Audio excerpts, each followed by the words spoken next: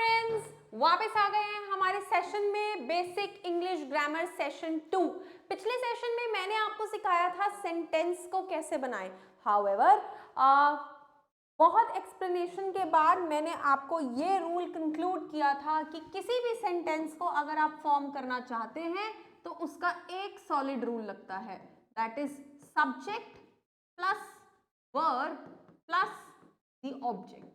जैसे मैंने सेंटेंस बनाया था, आई read in government school.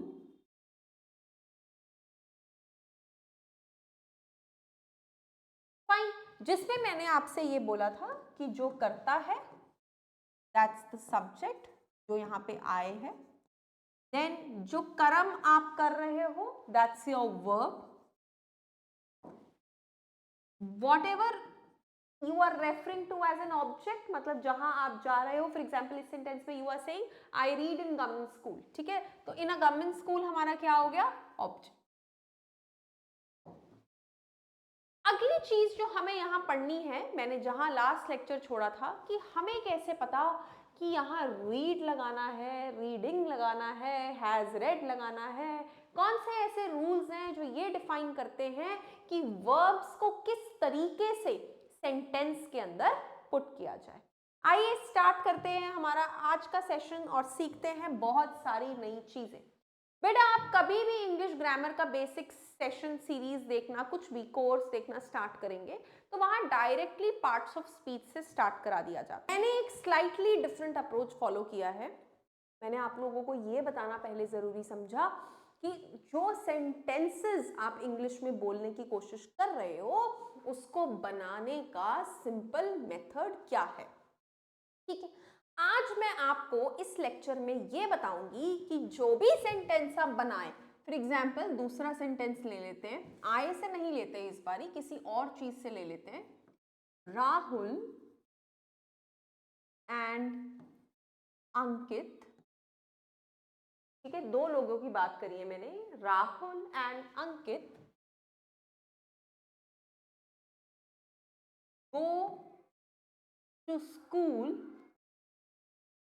Daily. ठीक है, अंकित और राहुल दोनों रोज स्कूल जाते हैं। दूसरे सेंटेंस में मैं आपको बताना चाहती हूं, राहुल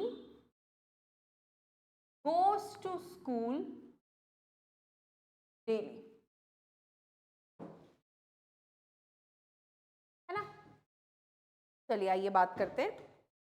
ऐसा मैंने क्यों किया कि ऊपर वाले सेंटेंस को मैंने गो टू स्कूल डेली लिखा और दूसरे वाले सेंटेंस में मैंने सिर्फ राहुल लगा के गोज लगा दिया।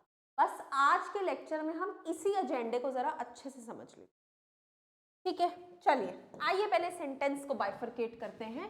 पहले सेंटेंस में जो कि लिखा हुआ है राहुल एंड अंकित, हम दो लोगों की बात कर रहे हैं, तो ये हमारा क्या हो गया, सब्जेक्ट, क्योंकि इसमें स्कूल जाने वाले दो लोग हैं, राहुल और अंकित। वो क्या करते हैं, स्कूल जाते हैं, तो ये हमारा हो गया वर्ब, क्योंकि वो उनका कर्म है। और वो क्या कर रहे हैं, they are going to school daily, so this we are referring to as the object of the sentence, क्योंकि वो स्कूल जा रहे हैं। ठीक है ना, स्कूल को बेसिकली हम ऑब्जेक्ट रेफर कर रहे हैं। देन नेक्स्ट, अगले सेंटेंस में हमारा सब्जेक्ट है सिर्फ राहुल, क्योंकि हम सिर्फ और सिर्फ राहुल के बारे में बात कर रहे हैं। फिर से गोज, वो जाता है, that's the verb, to school daily, that's the object. ठीक है ना, बाकी बचा हुआ सेंटेंस हमने ऑब्जेक्ट मतलब स्कूल हमारा बेसिक ऑब्जेक्ट है तो उस कैटेगरी में डाल दिया। आइए अब आगे बात करते हैं। आगे बात करने के लिए जो मेरा हमारा यहाँ पर राहुल एंड अंकित सब्जेक्ट है या राहुल सब्जेक्ट है, मैं यहाँ किन्हीं दो बच्चों का नाम ले रही हूँ। ठीक है, I am referring to them by their names. तो जहां कहीं भी आप किसी व्यक्ति का नाम, किसी जगह, किसी चीज, किसी जानवर, किसी जीव जंतु के बारे में बात करते हैं तो वह शब्द इंग्लिश में नाउन्स के नाम से जाने जाते हैं। मोस्टली जो हमारा सब्जेक्ट बनता है सेंटेंस का वो या तो नाउन होता है या प्रोनाउन होता है। अब ये दूसरा शब्द क्या इस्तेमाल किया मैंने, प्रोनाउन। मानिए यहां राहुल और अंकित की जगह मैं कहती दूसरे सेंटेंस में कि हाँ भाई राहुल और अंकित रोज स्कूल जाते हैं और वो तो रास्ते में रोज कुल्फी खाते हैं। तो मैंने कुल्फी खाने वाले सेंटेंस में राहुल और अंकित दोनों के लिए वो शब्द का प्रयोग किया। ठीक है, सिमिलरली इंग्लिश में मैंने राहुल और अंकित की जगह दूसरा सेंटेंस में क्या लिख दिया, दे। तो जो वर्ड हमारा राहुल और अंकित को रिप्लेस करेगा, ठीक है, उसकी जगह इस्तेमाल होगा, उसे प्रोनाउन कहा जाता है। ठीक है, जैसे अगर मैं किसी एक लड़के की बात करूं तो हम मोस्टली ही यूज करते हैं, किसी एक लड़की की बात करूं तो शी यूज करते हैं। ठीक है, किसी ऑब्जेक्ट की बात करूं तो इट यूज करते हैं, ज्यादा लोगों की बात करूं तो दे मतलब वो। ठीक है, और अगर हम तो मतलब वी। ऐसे कुछ शब्दों को प्रोनाउंस कहा जाता है। तो पहले दो पार्ट्स ऑफ स्पीच मैंने आपको बताए। पार्ट्स ऑफ स्पीच का मतलब है जो स्पीच आप बोल रहे हो वो शब्द किस किस का पार्ट है, वो शब्द है क्या, उस स्पीच के डिफरेंट पार्ट्स बताओ। तो मैंने आपको सबसे पहले सब्जेक्ट के दो पार्ट्स बताए कि या तो वो नाउन हो सकते हैं या फिर वो प्रोनाउन हो सकते हैं। अब बात करते हैं हमारी वर्ब की। वर्ब का मतलब मैंने आपको पहले भी समझाया है, वर्ब का मतलब होता है एक्शन, वर्ब का मतलब होता है काम, कर्म जो आप कर रहे हो, whatever you are doing. ठीक है ना। अब यहां पे वर्ब्स के लिए सबसे पहले आपको ये जानना है कि हमारे इंग्लिश लैंग्वेज में वर्ब्स की 3 डिफरेंट फॉर्म्स सिखाई जाती हैं, 3 फॉर्म्स सिखाई जाती हैं। वो 3 फॉर्म्स कैसे बेस्ड हैं, they are based on 3 tenses, present, past, past participle.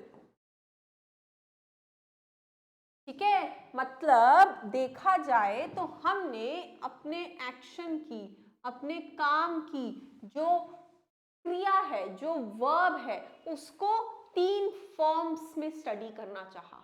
ठीक है, बेस्ड ऑन आर समय, बेस्ड ऑन आर काल, जिसको इंग्लिश में हम क्या कहते हैं, टेंस। इंग्लिश में हम क्या कहते हैं, टेंस। तो बेटा पहला पार्ट्स ऑफ स्पीच नाउन, दूसरा प्रोनाउन, तीसरा वर्ब। और वर्ब जब भी सेंटेंस में लगेगा वो किसके हिसाब से लगेगा, समय के हिसाब से, टेंस के हिसाब। टेंस हमारा पार्ट्स ऑफ स्पीच नहीं है, टेंस वो स्थिति है, वो वक्त है, वो समय है जिसके हिसाब से आप कोई सेंटेंस इंग्लिश में बनाकर बोल रहे हैं।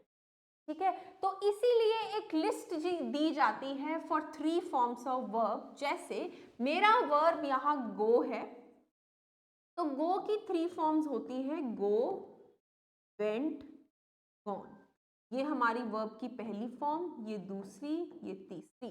ये इंग्लिश का रूल चार्ट है, ये आपको याद करना पड़ेगा। ठीक है, जैसे मानो आप कहना चाहते हो लिखना है, राइट, रोट, रिटन। ठीक है, आप कहना चाहते हो पढ़ना है, स्टडी, स्टडीड, स्टडीड। ठीक है, आप कहना चाहते हो फेंक दो, थ्रो, थ्रो, थ्रू, थ्रोन। और ऐसे ऐसे न जाने खूब सारे 3 फॉर्म्स ऑफ वर्ब जब हम इंग्लिश में सीख लेते हैं, उसके बाद हम उनके टेंस के रूल्स सीखकर उन्हें सेंटेंसेस में प्लेस करते हैं। तो मेरी मोटी मोटी बात आप समझ पाए होंगे कि नाउन और प्रोनाउन तो सेंटेंस स्टार्ट करने का एक जरिया है कि आप किसके बारे में बात कर रहे हैं। अगर तो आप उसका नाम ले रहे हैं तो आप उसे नाउन की कैटेगरी में डाल देते हैं। अगर आप नाम के अलावा कोई और किसी शब्द का प्रयोग कर रहे हैं उसे प्रोनाउन कह देते हैं। नाउन और प्रोनाउन के बाद सेंटेंस में प्लेस किया जाता है वर्ब, जो कि लगाया जाता है based upon the tense, based upon the काल which is present over that time।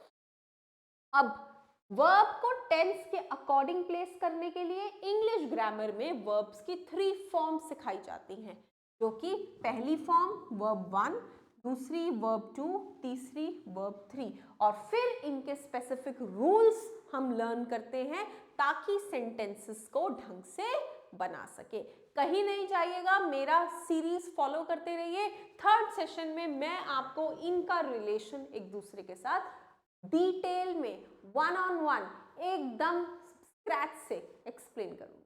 Thank you guys for watching my lecture and keep supporting me.